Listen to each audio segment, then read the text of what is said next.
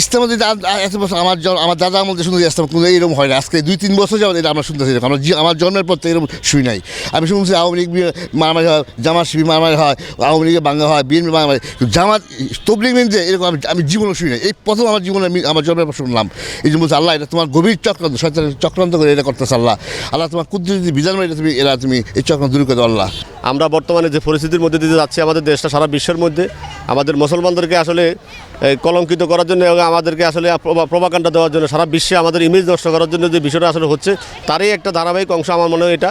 তবে এটা কারা করছে এবং কারা এটার পিছনে ইন্ধন আছে, এদেরকে চিহ্নিত করে যথাযথ শাস্তির হাতে আনা হোক, এটা আমার দাবি সাধারণ মানুষ হিসেবে। মুসলিমদের মধ্যে যে ঝামেলা, এটা ইন্ডিয়া মানুষরাই মূলত লাগানোর চেষ্টা করছে বলে আমি মনে করি।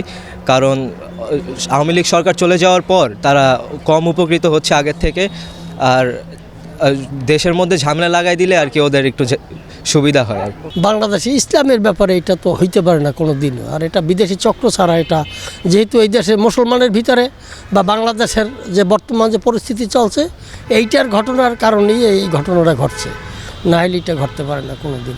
আমরা রিক্সা চালক হিসাবে আমরা এটা সবাই মুসলমান হিসাবে সবাই ভালো ভালো ভাই, তাই আমরা সবাই ভালো চাই।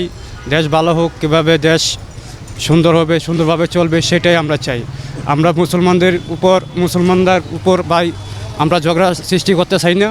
বা এই যে আগামীকালকে যে টঙ্গী ইজতেমার মাঠে 4 জন নিহত হয়েছে, সেটাই তো আমরা মুসলমানই তো করছি, মুসলমান ছাড়া তো অন্য কেউ করে নাই। তাই আমরা সবাই এই কামনাই করি যে দেশ বা মানুষ সবাই আমরা সচেতন থাকি, ভালো হই, মুসলমানদের উপর যেটা অত্যাচার না করি।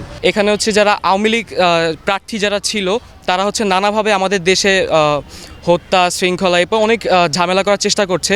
এটা আমি মনে করি যে এটা একটা সূত্র হতে পারে যে এই ইজতেমার মধ্যে যে 4 জন মারা গেছে। এছাড়াও ভারত হচ্ছে আমাদের দেশে নানাভাবে ইন্টারাপ্ট করে, তারা আমাদের থেকে অনেকভাবে সুযোগ সুবিধা নেওয়ার চেষ্টা করে, কিন্তু আমাদের দেশ নতুন করে স্বাধীন হওয়ার পরে তারা এই সকল সুবিধা পাচ্ছে না।